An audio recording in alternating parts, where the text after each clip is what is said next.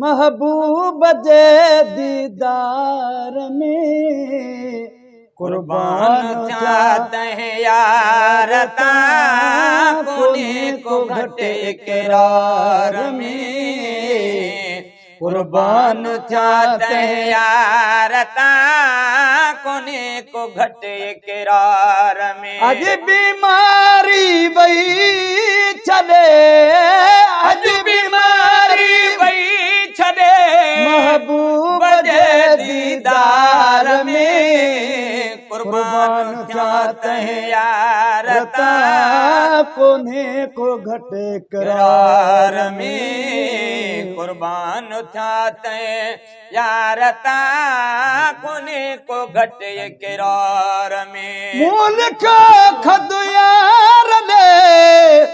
हारे हंजू हिन हाल मां मुल्क खदु यार ॾे हारे हंजू हिन हाल मां बाहूं ॿधी कासिदा चयो बाहूं ॿधी कासिदा चयो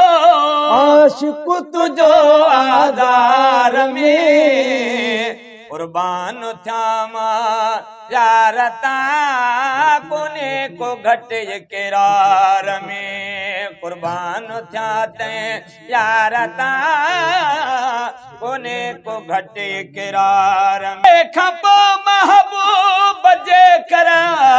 जे अचे मुंहिंजे मथां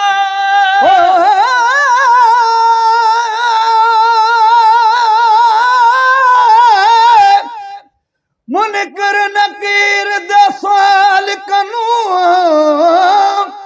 चल अग विच साईं आवन मूल खिलावन इन अखियां दी ईद थी वे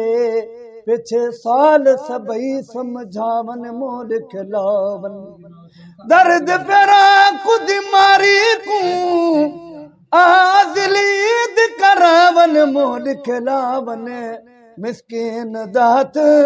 तेरी दामन दे विच चल अपना भाल भलावन मोल खिलावन मैं खपा महबूब जे कर जे अचे मुंहिंजे हथा मैं खपा महबूब जे कर जे अचे मुंहिंजे मथा हिक दम उथी कदमे पवा कदम उथी कदमे पवा थोड़े हुजाम मज़ार में बीमारी वही चले महबूब जे दीदार में अज बीमारी वही छॾे अज बीमारी वही चले महबूब जे दीदार में कुर्बान थिया तंहिं यार तां कोन्हे को घटि इक़रार में कुर्बान थिया तंहिं यार तां कोन्हे को घटि इक़रार में अनवर जे सारी ख़ल्क़ में तजलो शमाए ज़हार थियो अनवर चवे सारी ख़ल्क़ में तजलो शमाए ज़हार थियो लखे परवाना ब्या जली लखे परवाना ब्या